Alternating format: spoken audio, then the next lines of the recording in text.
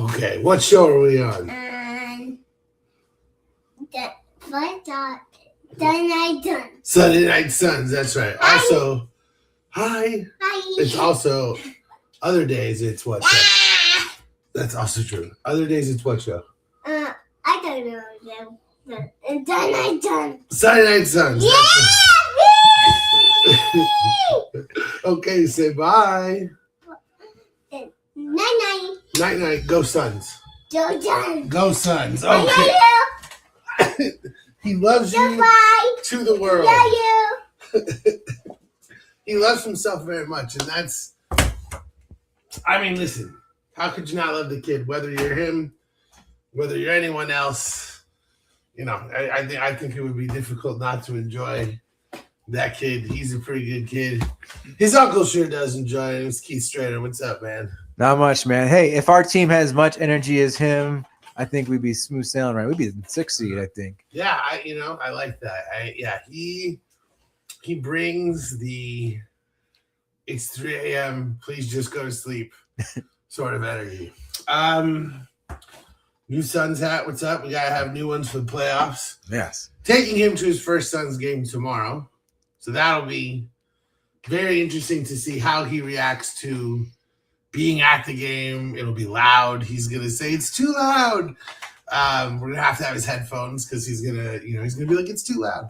So we got his headphones, and he's gonna at some points he's gonna be excited, at other points he's gonna get very frustrated. I'm just very interested to see how will he sit in the seat for 2 hours. Like all these things. Like I'm very interested to see how it goes because we'll be in the nosebleeds.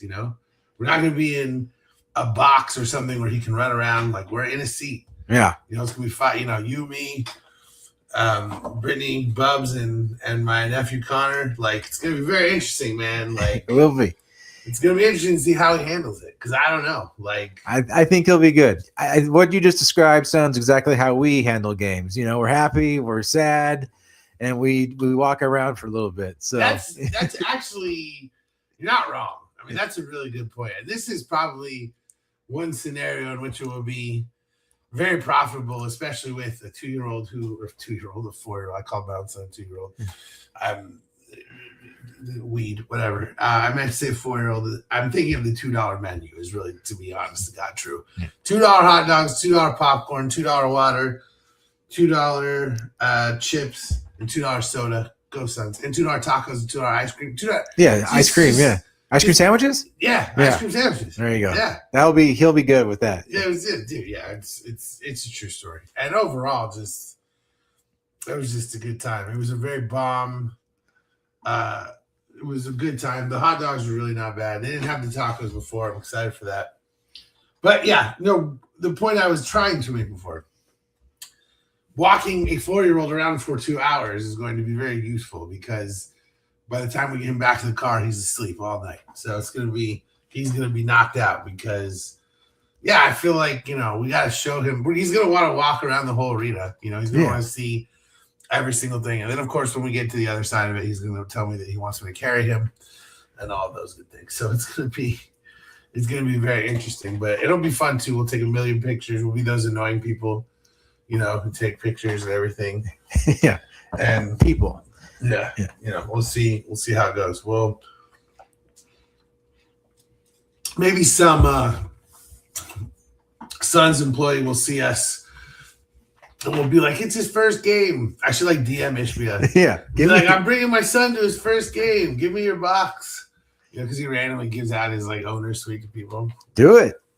Maybe we'll get a jersey out of it. Who knows? Yeah. I'm like, not a box. Yeah. I'm like, I paid for the tickets, so give me an upgrade. Let's go. Give me a free Ishbia upgrade. Let's go. Or if he did that, I'd be like, could you refund my seats too? Because you're just giving me. No, that would be the ultimate cheap move. To be like, look, man, I bought tickets. He's like, you know what? Yeah. You're gonna be in the owner's box. I'm like, could you refund those then? I'll just take the cash advance. Yeah, give me the cash value of I'll buy some middle tier seats. No. Can you imagine like he's never there when he gives the box to people, but I'm like, dude, listen, I'm leaving a whole notepad of notes, and one of you is handing this to this guy who wants $500 cash. You're handing this to the owner It's all ideas. It's not threats. It's it's like It's not here's threats. what the Suns need to do. Get me in the video room. Yeah. It's just links to the podcast. Yeah. Like this breakdown was particularly good. This TikTok is particularly good. Oh man.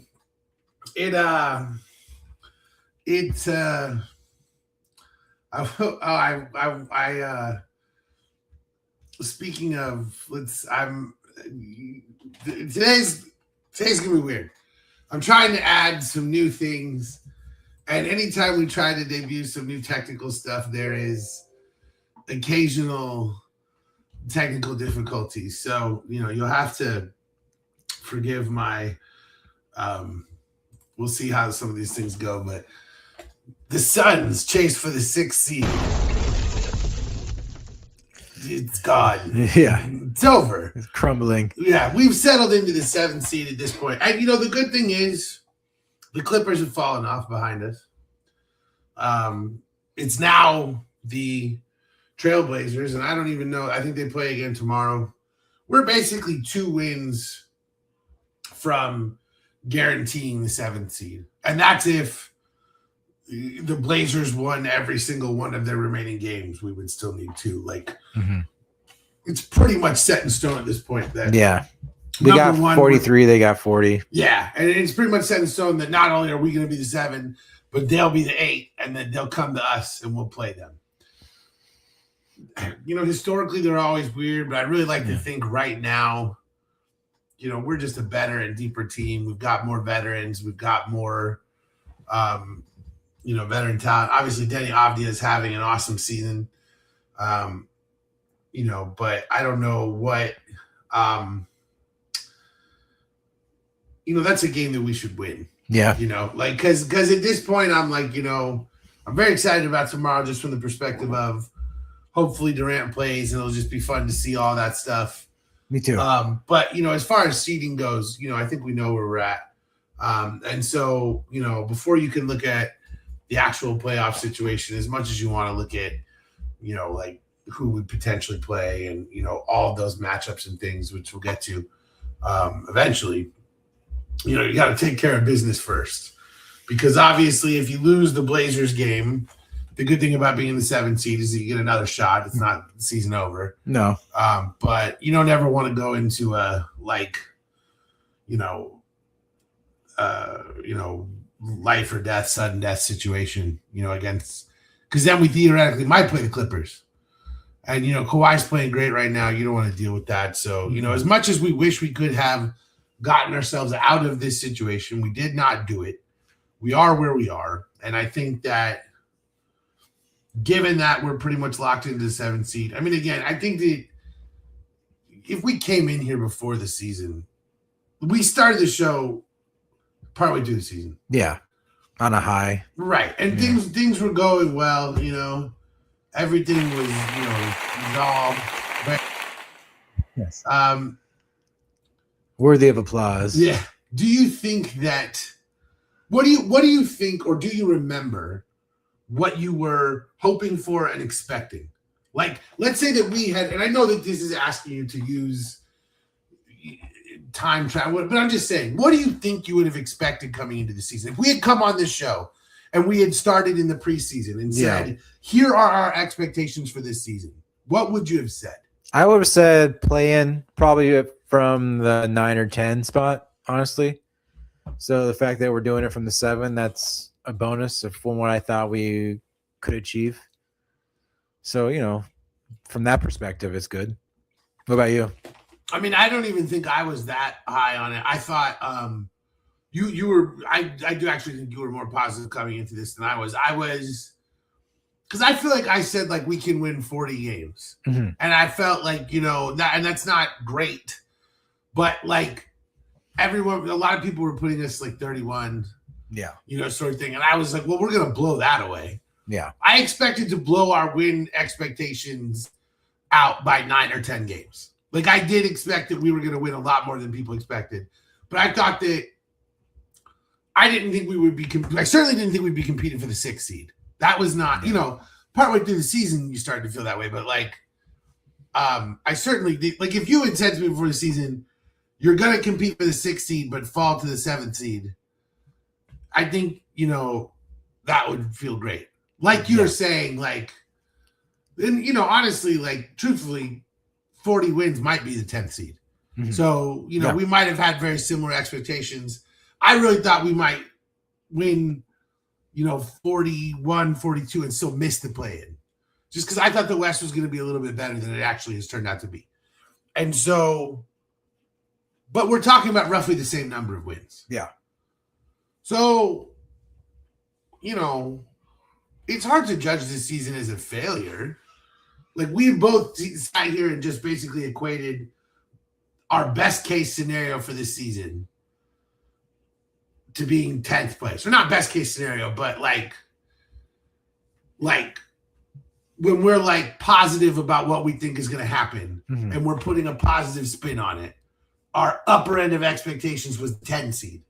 We're 3 spots above that. Yeah. So that's good. There's no way to, like, if you had said that we were going to be the 6th seed and we were the 3 seed, you would feel great. We're 3 spots above where we said we would be. So I just don't think, and it's hard because we've lost so many games lately. Like, it's difficult, but like, you feel that way too. Like, do you agree, or do you think that, or do you look at some of the games that we sort of choked away and say, no, we've blown opportunities here?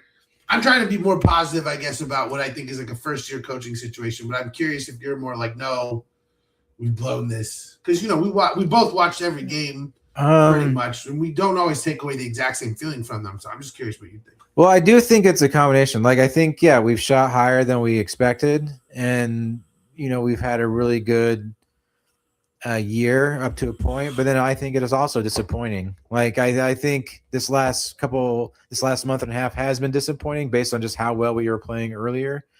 So I feel excited that we are here in this position and we're still going to go to the playoffs. That's great. It is kind of the last month has put a damper a little bit on my excitement for the postseason, but we're healthy now. So I'm still optimistic, I guess. I don't know.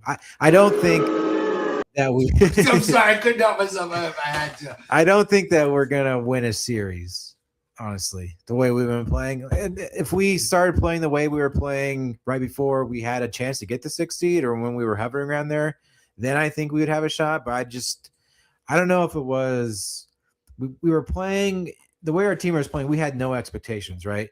And we just wanted to prove people that we were a good team. And then all of a sudden, when we actually were sitting at the 6th seed, and we're like, oh, we actually have a chance. I feel like when that pressure started to creep in, that's when our team started to play poorly. So I don't know. But it also coincided with literally the entire starting lineup being injured. Yeah. And I mean, there's a certain point where, like, you can't blame injuries, but like, you also can't play without your entire team. And we lost Brooks for over a month. Devin Booker's been in and out of the lineup for weeks now. Yeah. Grayson Allen was gone for a month. Mark Williams has been gone for multiple months. Yeah. Malawach wasn't even playing with the team most of the season because he was in the G League. Like, I don't disagree with you. There have been the most frustrating thing about this season is that every single time we had an opportunity to like leapfrog into the 6th seed, we would lose. Yeah. And so many times the other team would lose too, and we would still be there. And it would be the same situation 2 nights later, and the same thing would happen again. So I agree with you. But my biggest thing is that all of this coincides with a lot less everyone else and a lot more Jalen Green. And this is not Jalen Green's fault in terms of he literally had to carry the team through a boatload of injuries. That stuff is not on him. Those losses, like, there are multiple losses where Jalen Green did not play well, and it is still not his fault because there are so many fucking guys who are down. He can't just magically play Devin Booker and Dylan Brooks roles, Right. But to me, like, I just don't – we haven't played with our best lineups in forever. Our best lineup, in my opinion, is Gillespie, Booker, Brooks, O'Neal, and Williams. And then that's our best starting lineup. And then, our best, bench lineup is at this point probably Jalen Green, Grayson Allen, Rasheer Fleming, Ryan Dunn, and Oso Ighodaro, right? Like I think Yeah. that's where that's what we want to see. Like in my opinion, I think that's the smartest thing we can do. I think it's probably true that Green is going to continue to start over Gillespie. Yeah. I don't think that he should, but I think that that's probably what they will do. Who knows? We're going to see what kind of stones Jordan Ott has come playoff time. Because, like, we just were playing a lot better before Jalen Green got involved. And we can all disagree or agree about how that works, but he has a choice to make. And the choice is that he says, nope, I've seen so much improvement from Jalen Green that the team is better with him in the lineup or in the starting lineup. Or, you know, unfortunately this isn't working, but Jalen will always be a microwave scorer who can get buckets at any time, so we need him as the sixth man. We're going to find out what kind of coach he is because they can both be the right answer because maybe having trust in him finally unlocks the playoff stretch run everyone was waiting for. Yeah. Or maybe putting him to the bench wakes him up to the realization that he is not a superstar in the way that he believes himself to be. And it's time to just play to the best of his ability without, you know, having so much expectations about what everyone thinks of him or whatever. I don't know Jalen Green enough to know what the answer to those things will be. I know what I think Jordan Ott will do. Mm-hmm. It's just going to be interesting to see. Yeah, I think he'll start him, you know, and then if he doesn't play well, he won't have him finish the game. Yeah. Like he's kind of done that lately. But I think that he needs to go further than that and not start him in the second half when he's having some of these really bad first half. Because the thing about Jalen is that, like, dude, when he's on, you want him rolling. And that's the thing. It's like it's almost like a pitcher. Like you need to be able to go to him and be like, hey man, it's not your night. We're going to pull you. We're bringing in the reliever, hit the showers. You know what I'm saying? Like when Jalen's like rolling, you're like, dude, we're going to get you the ball. It's like, you almost have to treat him like a pitcher. Like, cause he's incredibly streaky and he's had some games lately, but it's like a lot of them, like they're against the Jazz or, you know, and it's just, he's not, and again, he's not a bad player. But I also understand like the Suns' perspective of like playing him in a playoff series against the Spurs is a pretty good fucking way to know what you have in the player, you know? Yeah. Like, I don't know. Like, I just feel like we've come together at the end of the year. We just haven't got a team. Like we haven't played consistently together with our starters. But Jalen Green is part of that unit. Yeah, but he hadn't played with Brooks and Williams like consistently. So now we're limping into the playoffs, and it's just we have like 10 games together under our belt, if that. Like it's just I don't know if it's enough time to actually get it together. But shouldn't we be trying to like so this is the question. Are we trying to win a playoff series? Yeah, I think you're there. You got to. Yeah. Or are we trying to like see how good Jalen Green? Because that's honestly, I don't honestly know the question to what's more valuable organizationally. Because like normally you would say yes, figuring out what you have in a player long term is more important. But like, let's say that the Suns get through the 7 and then beat the Spurs, who are most likely to be the 2 seed. Like the level of like through the roof this organization would be, and the way that people would view us would be so fucking different. Right. That like that might matter more than being like, because the only way the Jalen Green thing is really worth it is if he balls out and you win. Right. Which is just. Do you think that's the only way we can win a series is if he plays like that? No, I don't. I think the one way we can win the series is bench him and don't play him at all. Don't play him at all. Yes. All right. I'm not saying that. I don't think that he has been healthy enough this season to develop chemistry with the entire team. And I think that we have seen since he has come back that whether or not you believe he's a super talented player, his best usage is as a sixth man. He should not be starting. I think that's fair, at least for this season. He hadn't played for most of it, and we had a whole thing. We had like an offense that was running, and you know, it was doing well. And so, yeah, I think that would be an interesting thing, bring him off the bench with that off. But now it's been so far removed from how we were playing.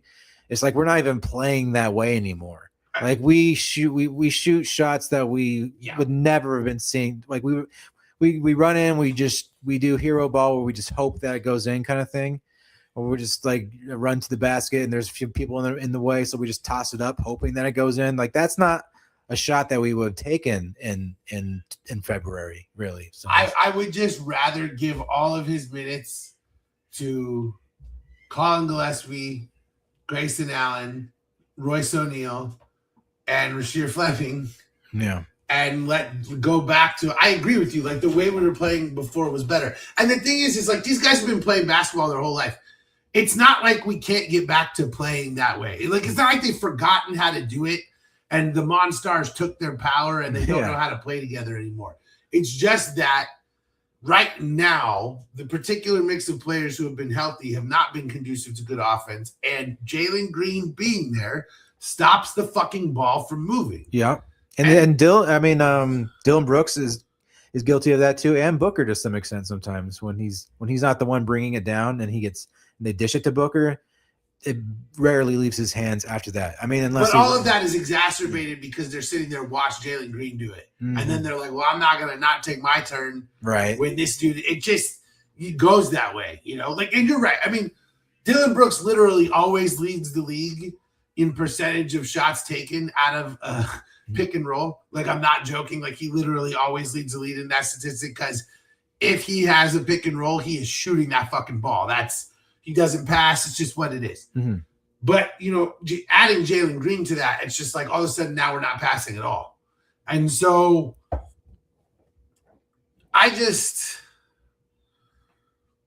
again, we've gone on here. We've talked about that. We've talked about this has been our most frequently talked about subject for weeks now. And I just think that the best way that we would have the opportunity to win a playoff series would be to play with the group that we played our best basketball with, and that did not include Jalen Green.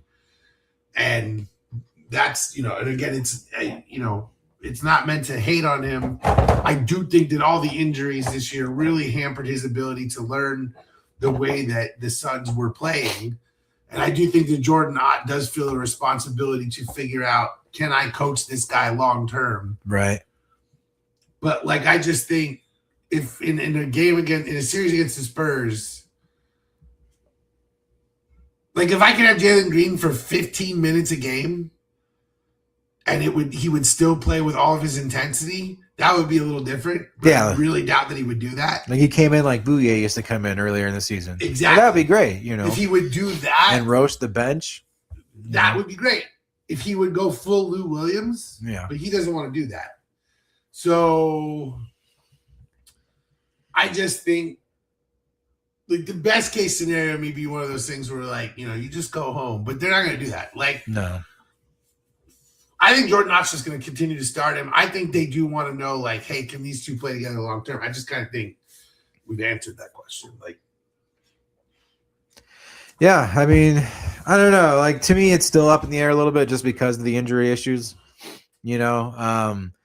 Also, Ott is, it's his first year coaching. Maybe he's not developed as far as how he can communicate with players and get them to do what he would like them to do. So it's how coachable is Green and how able is Ott to be able to coach him, like you were saying, kind of you alluded that a little bit. So it would be nice if Ott could just be like, bro, you need to pass the ball. You need to trust our offense. You need to trust that people that you dish it out to will make the shot, because there's no reason to jack up it's not even a layup. It's like a floater against three people when you can just pass it out. The thing is Green, I mean, he had 7 assists, I think. I don't know who, I think it was against the Grizzlies. So it's not like he's not passing the ball. It's just weird. If you only read the statistics, Yeah. and you didn't actually watch him play, you would be like, "What the fuck are you talking about? Jalen Green is awesome." Yeah. And this is the thing that people who kind of were like the Rockets. What do they do? They're just getting rid of Jalen Green. Like it is not. Again, yeah, it's not that he is a bad basketball player. It is that when he is on the court, the offense completely fucking stops moving, and it turns into iso ball. And the defensive rotations are worse because he's bad at defense, which means that other people have to cover for him. So the offense devolves into iso ball, which creates easy transition buckets for the other team, and the defense is out of place because he's not good at it. It's just like it's just a classic case of the dude who was the superstar in AAU who could do anything he wanted at any time, who has reached the NBA and is simply not developed. He's not better really than he was as a rookie. Like his statistics this year, like if you look at the raw numbers, you're like, wow. But if you go look at the advanced statistics, they're not better. Mhm. Like his defensive advanced stats are a little bit better. And the thing that kills me is I don't look at him and see someone who's not trying. No, not at all. I don't think that he's someone who doesn't try defense either. That's what kills me is I legitimately this guy could not care less about me. He doesn't know who I am. He'll never see this. I still legitimately feel bad saying all these things because he's supposedly a very good person. He works very hard. He's at the gym all the time. It doesn't seem like a thing of he doesn't want to do it. It just seems like he cannot break his instincts from AAU. That he was always just the best player on the court his whole life. And he just has not been able to get away from that. Right. And it just, the number of times that, Booker stands there while Jalen Green's like, I got this. And I'm just like, oh no. There have been multiple games where he's done some cool shit.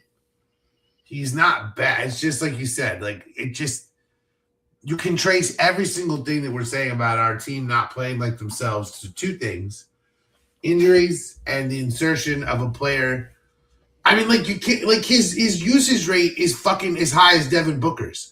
So we can't sit here and have a genuine conversation about him and not point to that shit because it's not like his usage rate is 15% and it's a small chunk of the offense. Right. When he's on the court, he's taking he's either passing, he's either shooting, passing, or usage rate basically means, for anyone who doesn't know, usage rate is the percentage of plays that he basically ends it. Whether he shoots it, whether he passes it to an assist, basically the usage rate is whenever this person completes the play, right? Right.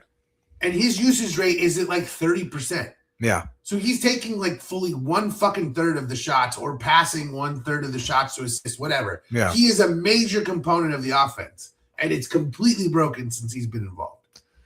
Yeah, and he's initiating it a lot too. I would much prefer Booker or Gillespie be the one that are initiating it, and then they could pass it to Green and get him going that way. I really don't like it when he's the one initiating. We know he's not a point guard, right? Exactly.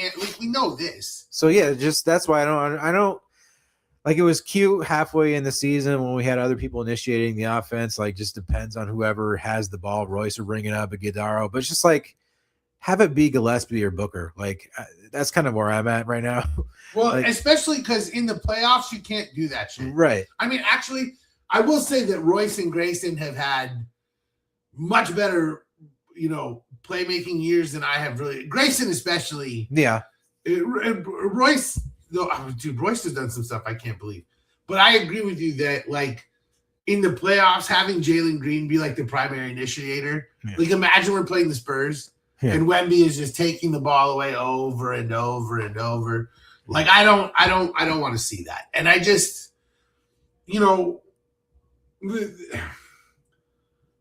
there may be a team that Jalen Green is a good fit on, but at this point, the problem is all of our best players and all of our creators of any kind are guard wings. It's Devin Booker, it's Gillespie, it's Grayson Allen, it's Royce O'Neal, it's Dylan Brooks. I want all of those people to touch the ball before Jalen Green. Mm-hmm. I want Jalen Green. Like, that's the thing is, I most assuredly do not want him as the first option in offense. No. Or the second. I want him to be the fifth option. And he's not going to be okay with that. That's what I want, though. Like, I want Jalen Green to be the fifth option if he's going to start. Or, again, a super sub who comes in a few minutes a game and you just absolutely cook people. Yeah.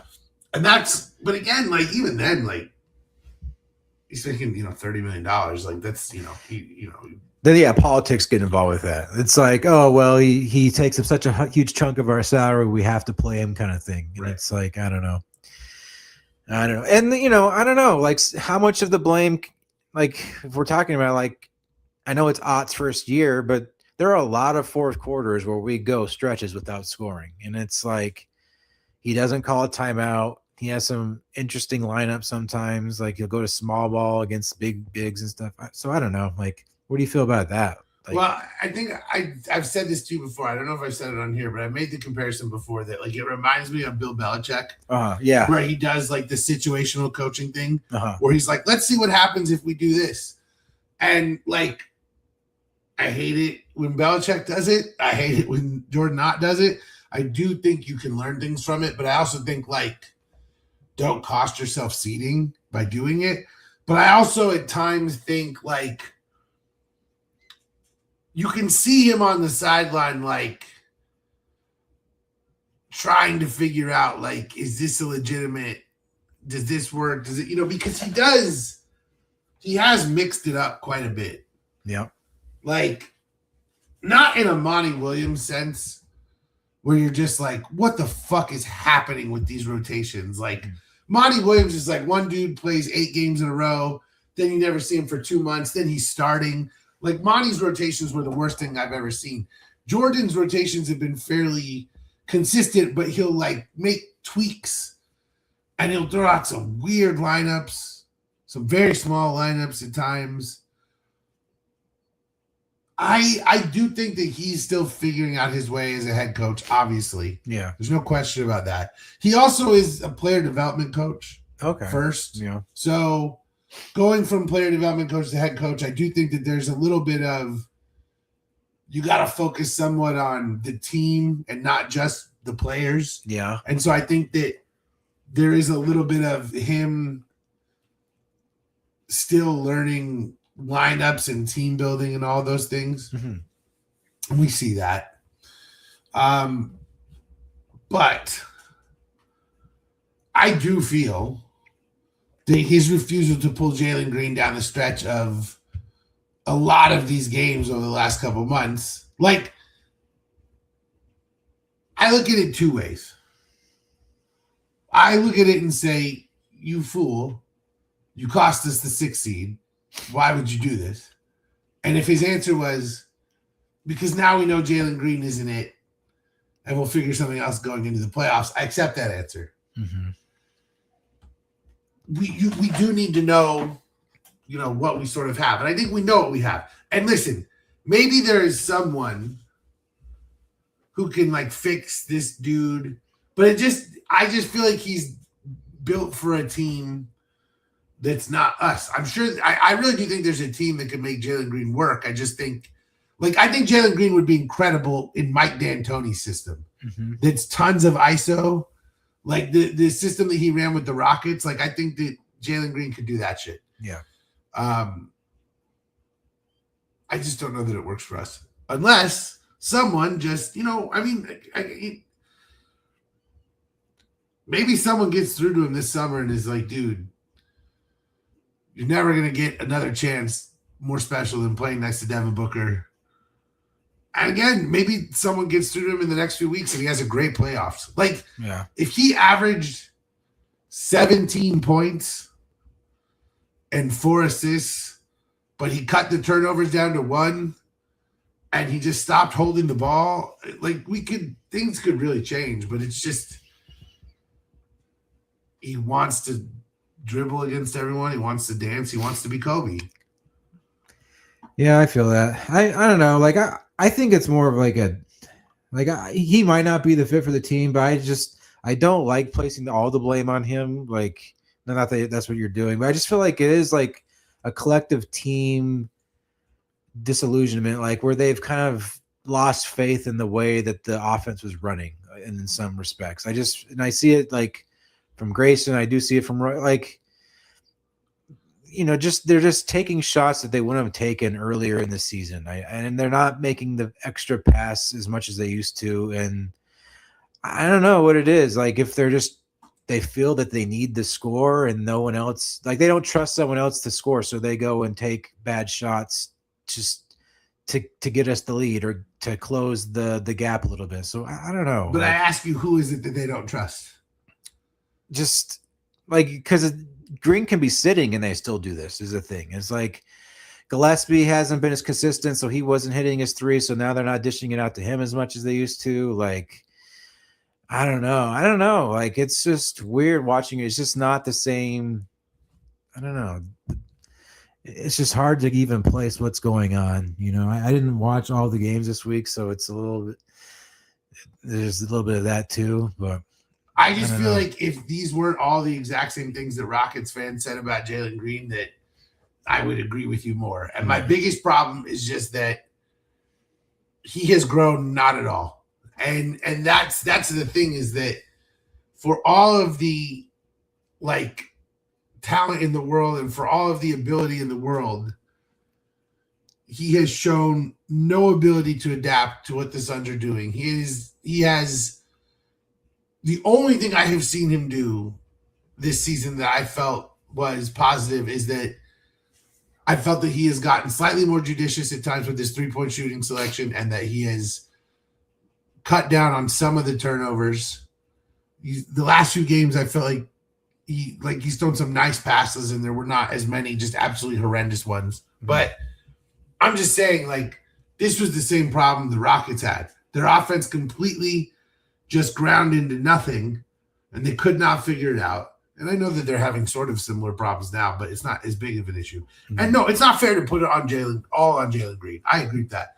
But like, when there's a player that everyone knows doesn't fit, it does throw everything off. And I just think that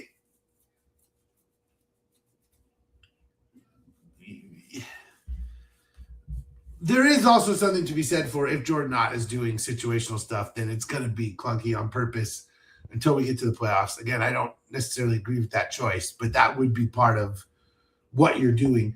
I do, again, like, it's a double-edged sword. If you want to work Jalen Green in, you're going to have to deal with who he is. Mm-hmm.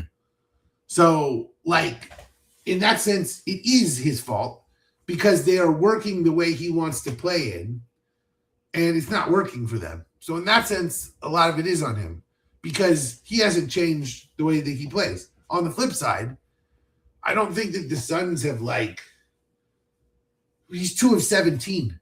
Bench him. Why is he still out there shooting? Yeah. At some point, you put the people in that have the hot hand. Right. Like Jordan Ott's refusal to sit him as if he's some Suns legend who's earned everything that, like, he needs to fucking get it through his head sometimes. Like, when you're like 2 for 11, I'm like, we're done. Yeah. Because again, he hasn't done anything for us. And so that's the thing that I would say is Jordan Knott's fault, is that the leash has been so long that I also think if you think players are unhappy with something, I don't think players love that Jalen Green gets to do whatever the hell he wants. I don't think that that's the most popular thing in the world. Yeah. That could be, one of the reasons they hold on to the ball is they don't want to pass it up to Green, and then they go try to do their own thing. And they're trying to earn more minutes. They're trying to get their minutes back. Yeah. So some of that is Jordan Knott's fault. You've got to control all of that. But it just this is what I was worried about with Jalen Green coming back, is that things were going so well that it's hard. They just never should have started him. Putting him in the starting lineup was a terrible, terrible decision. He hasn't earned anything in this league. He doesn't have any cachet with the Suns. He has no history with us. If you said to him, we're bringing you off the bench, and his answer was no, then he's not what you want on this team anyway.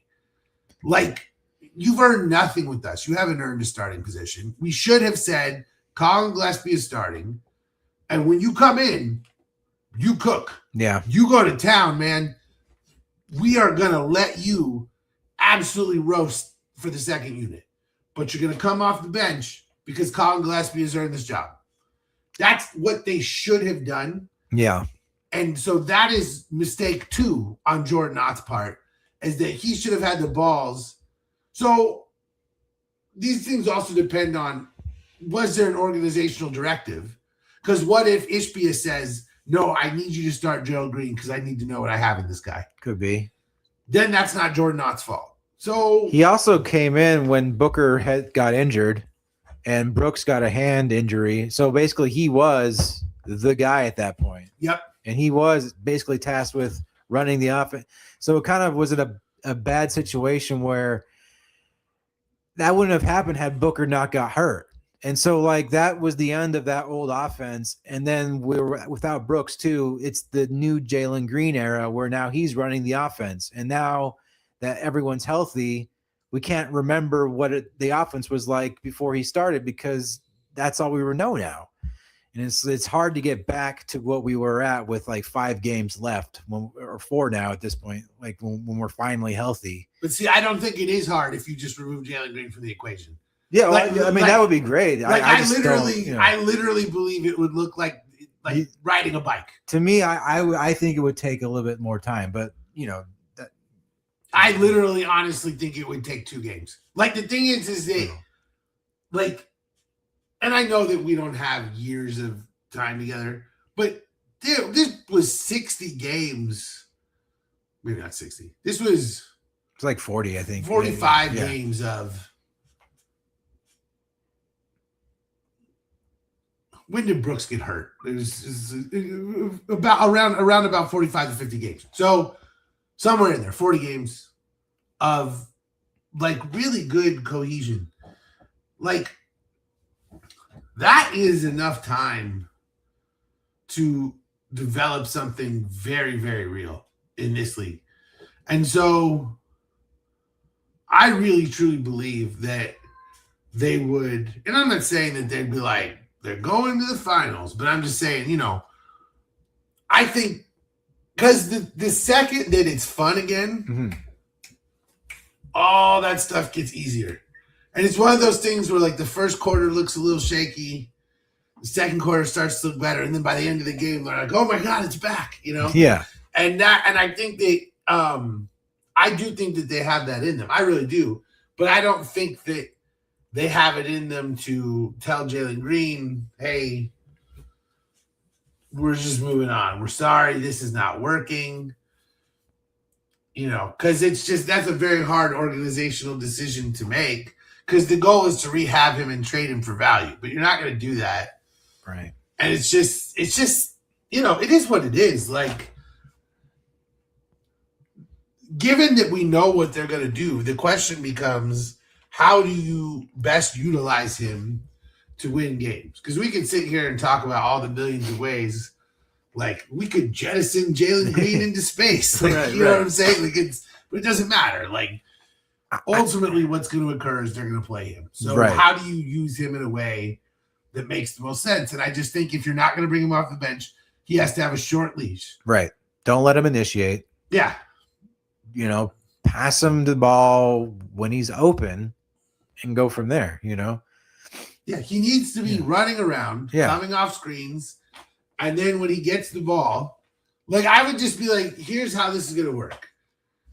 When you get the ball, like, if I ever see you hesitate, coming to the bench, like, when the ball touches your hands, you go. Exactly.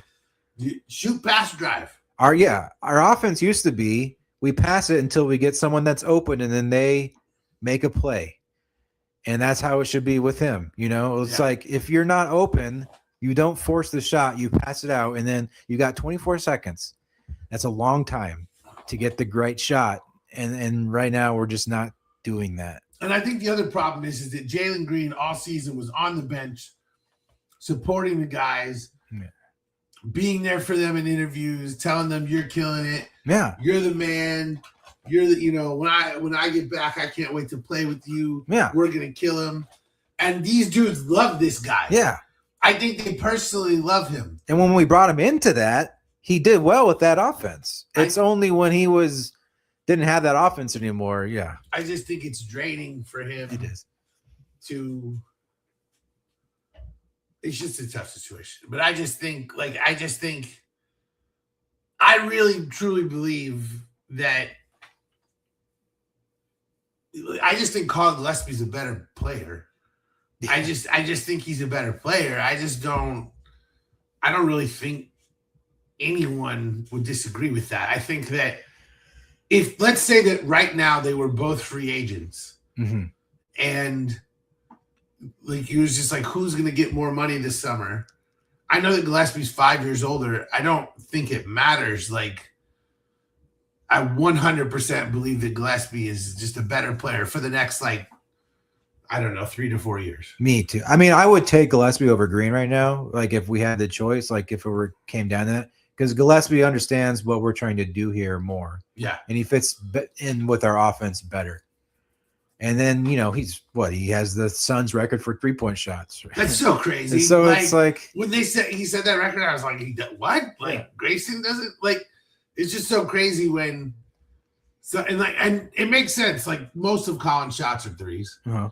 And so, and he's had several games. You're like, damn, Colin hit 7 threes. You're like, all right, go Colin. He's had a lot of that stuff this season. And I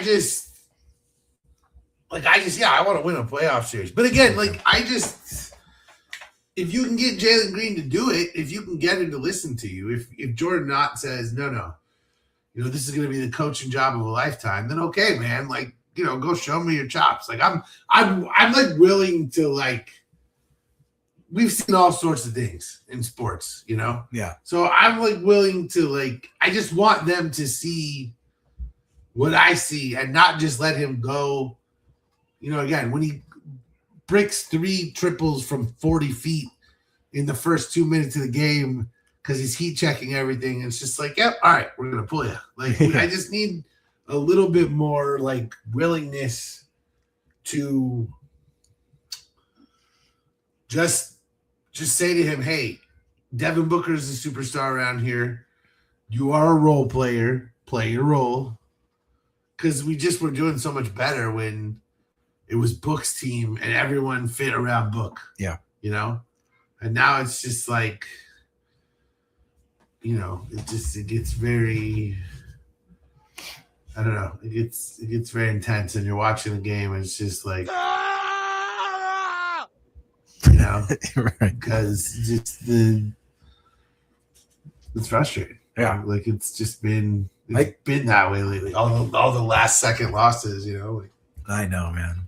And it's the Grizzlies even they were neck and neck with us until the fourth quarter when they finally their hobbled team and they finally sat and brought out their really stretched bench and then we finally run away with the game. But three quarters the Grizzlies stuck with us. It's just and then the Magic go around and beat us after losing the fifth 50 points. It's just, and I don't know.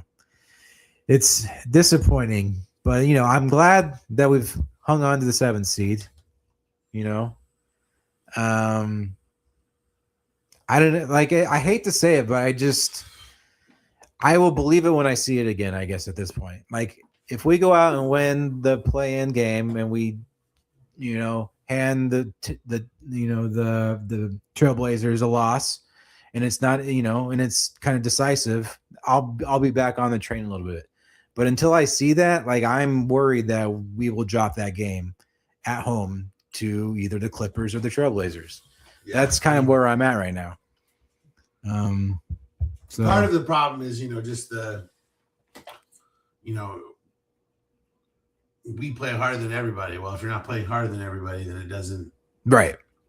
If we're not, we were trying hard before, and if that effort's not there anymore, you know?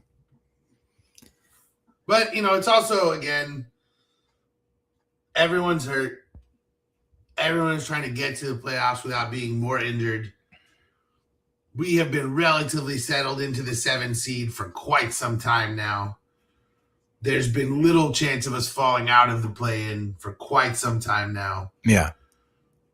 Like, there is some semblance of, well, let's get there and then we'll see. And I don't like the whole, we'll flip the switch when the playoff comes. Right. But I also don't want dudes running themselves into the ground trying to chase a seed.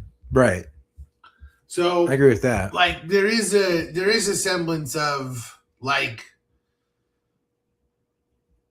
because if they come to you and go, look, everyone's been hurt, let's cool it on the diving into the audience for loose balls in the second quarter.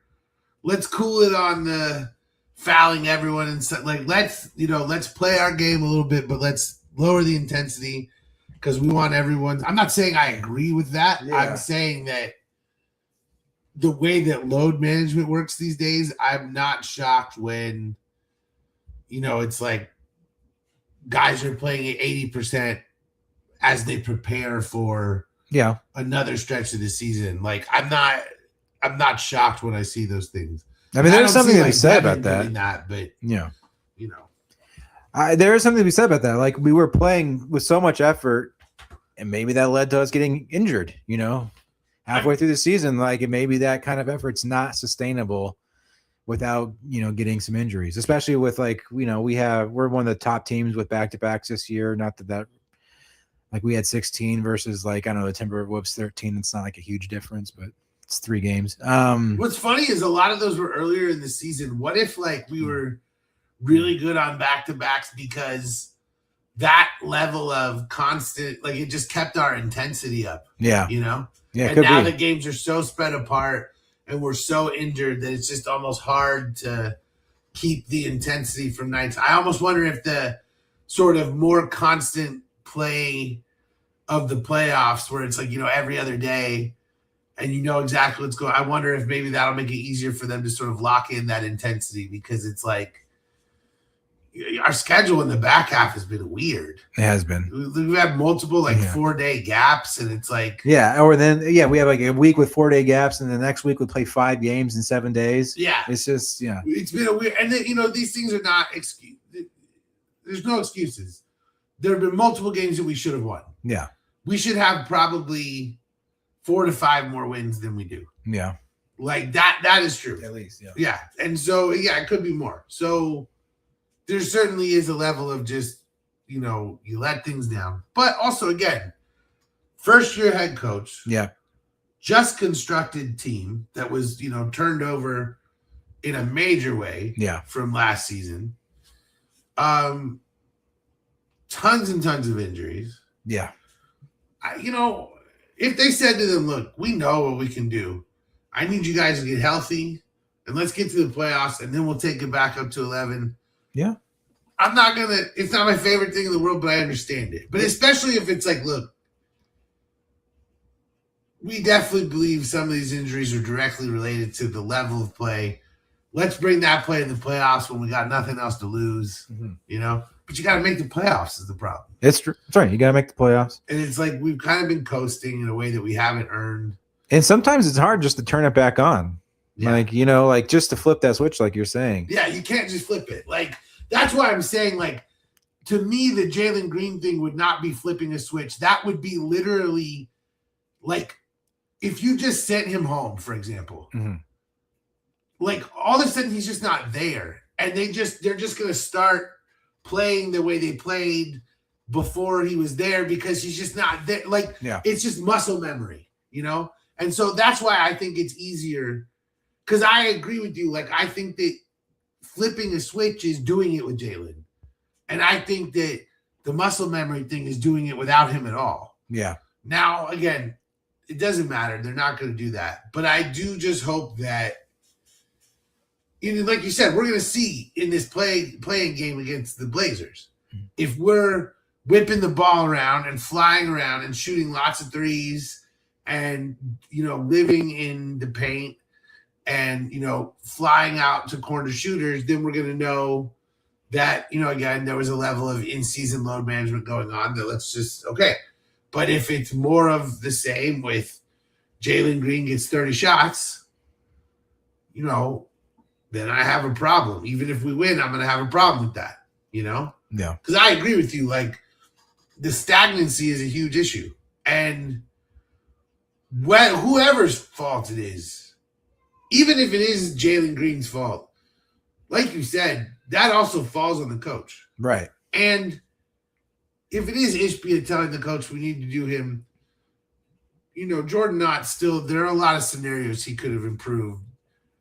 The way he deployed Green, when he deployed him, when he pulled him, but again, rookie first-year head coach who has worked very hard not to alienate his players all season. Mm-hmm. And I do think that that's like a primary thing for him is he wants to be a guy that players play hard for. Yeah. So, there's so many fucking sides to this whole thing. There are. I guess, yeah. I stand by what I said. Like, I would just say to him, look, we're sorry. This isn't working, You're come off the bench. Yeah. That's the thing is I would really go to him and go, look, I need you to lock in. And until that's going on, I need you to come off the bench and be a substitute. And I would be very interested to see what he said because, if he said, I got you, I'm going to do this and I'm going to kill him. Because no team ever won an NBA championship without, like, go ask Steph Curry how much Sean Livingston meant to his first championship team. Mm-hmm. You need someone who comes off the bench and keeps it going. Yeah. And keeps shoving it down their fucking throat sort of thing. And Jalen could be perfect at that. And by the way, that doesn't have to be his final form. Yeah. That just might need to be what he is this season. Right. You didn't play for half the season. It's not unheard of to say, hey, you're not starting. We had an offense running. We were going to stick with that offense. You're going to come off the bench and you're going to, like you said, roast them. Right. And, and for Jalen Green, that gives him an opportunity because if you don't want to be on the bench, then get with it, figure it out, and actually, contribute to wins. And the thing is that, and then you'll start again. I'm done. Yeah. Oh yeah. Yeah. And the thing is, if you do that in the playoffs, yeah, you will earn more minutes. Like you can make the team make it impossible to bench you by being so good. Exactly. That's all. It's up to him at that point, right? And he just hasn't done that. Yeah. And so it just because it's a gimme. And I just again maybe who knows? We're gonna learn a lot about Jordan Knott from the playoffs because playoffs are literally constant adjustments. Yeah. All game, all series long, everything. You're tweaking adjustments, you're tweaking lineups, you're tweaking the way you do this, that. Like, we're going to learn so much about, who he is, what he values. Because, again, I do, what do you take from basketball in March these days? Half the league is tanking, Yeah. half the league is resting dudes. Half the league is forcing dudes to play just because they're trying to make the player participation policy, but they're not trying to hurt themselves. And you got a handful competing for seeding. Yeah, you got some teams competing for seeding. We should have been able to take advantage of more of that, really. But it also creates a scenario where teams are like, well, it's okay if we lose games because everyone else below us isn't going to win anything, so let's try some stuff.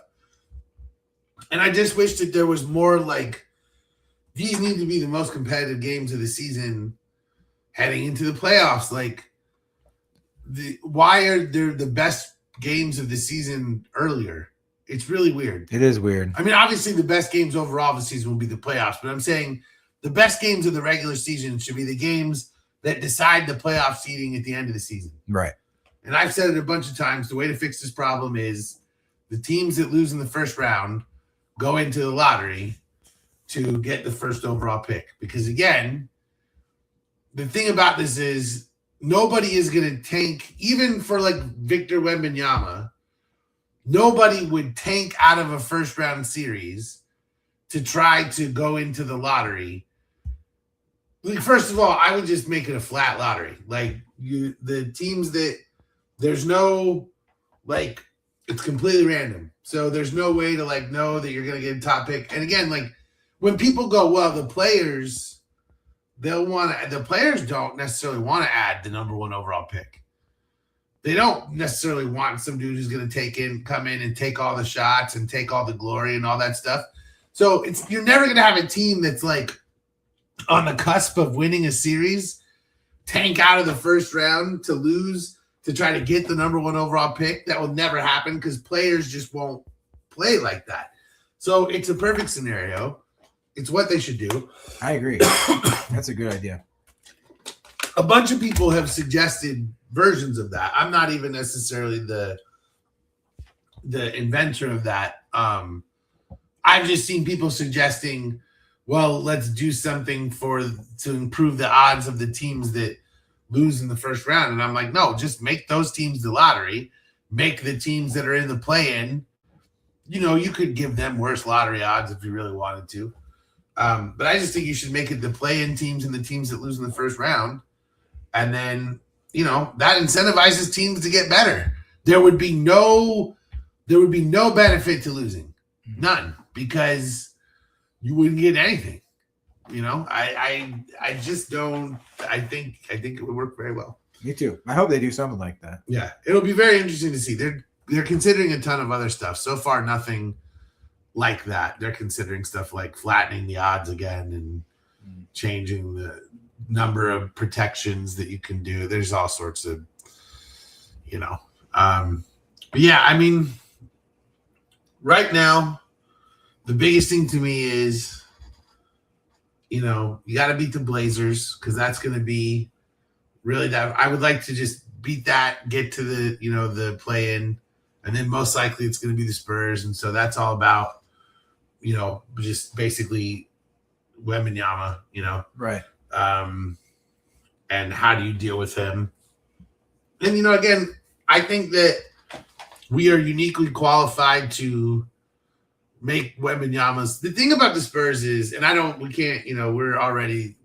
go into the whole Spurs thing later, but just real quick, the thing about them is we have a lot of dudes who can annoy the shit out of Wemby, and their team, as good as they are, a lot of their players that are a big part of their core are still very, very young and have no playoff experience or very minimal playoff experience. And so I do think that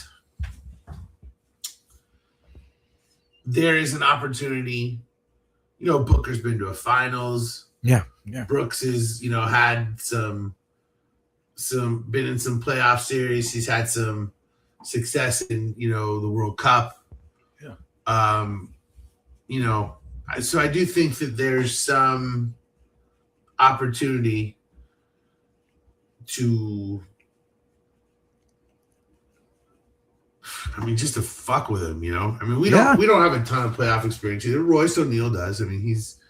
He was there. So we have some guys. Grayson Allen's been in the playoffs. So, but I just think we can, Dylan, I think you just put Dylan on Wemby and just, that Wemby's just going to shoot over Dylan, but Dylan's just going to be like in his face, just saying crazy shit all the time.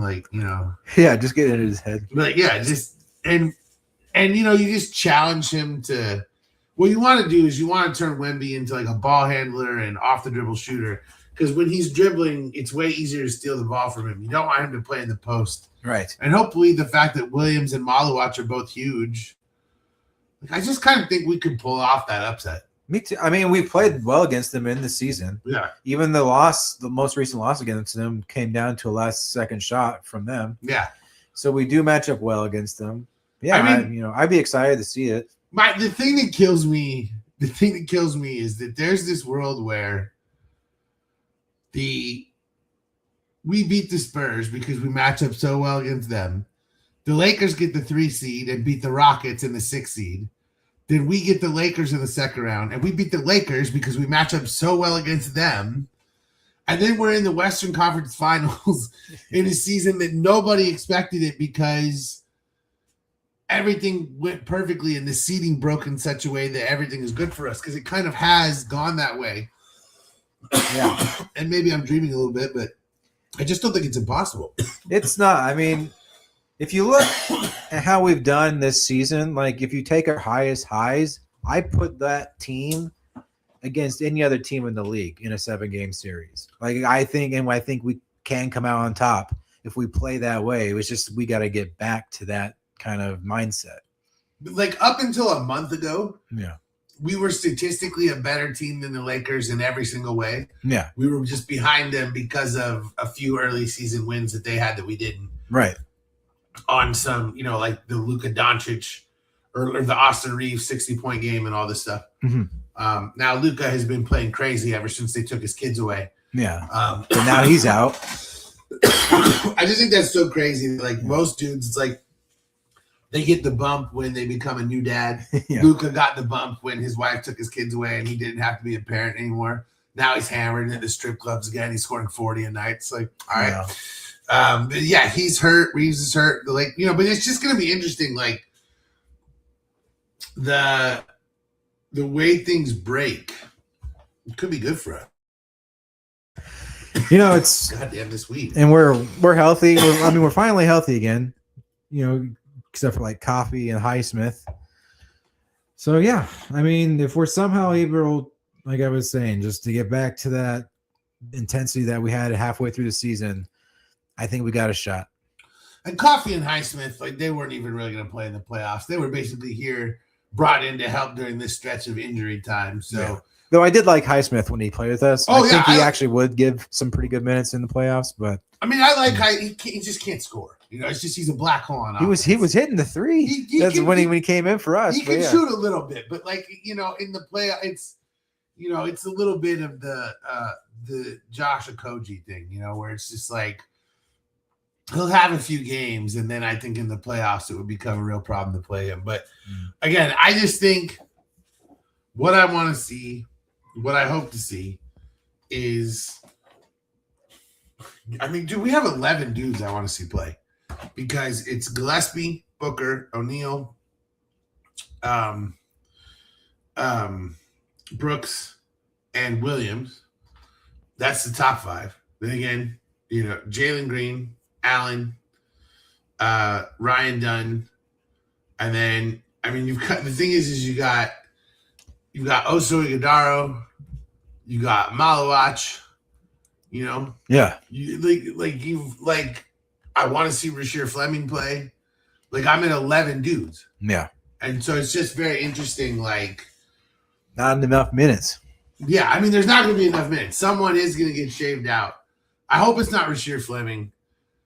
I really do think that he needs minutes, but I really do, honest to God, I think that we've got to play Malawach and Williams and Brooks and just throw everything at Wemby. Just every possession, just make his life a living hell. And we'll go into that too. I agree. Any last thoughts before we Sunday night shut it down? Let's end on a high. Let's beat the Lakers and the Thunder to end the season, and go in on a high and beat the Clippers or Trailblazers, whoever it is. Yep. At home court. Yep. And let's beat the Rockets tomorrow night when we take my son to his first game. We'll definitely get some video of some stuff that we'll show here. That'll be fun. We'll get some video of us in the nosebleeds and then trying to sneak down and all some other stuff. Yeah, we'll cut it into the next episode or something. Exactly. We can put it right here. We're gonna keep adding new things. It'll be awesome. It'll be I'm looking for cool. Oh wait, here we go. Okay. Also, applause for you ending on a plot.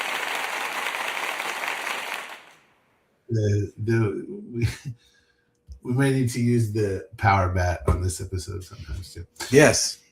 The power bat takes are important on every episode. Thank you very much for watching Sunday Night Suns. Thank you, Keith, for joining me. Appreciate you, my man. I'm the Blood Doctor. This is Sunday Night Suns, and we'll be here next Sunday night, as we always are. Peace.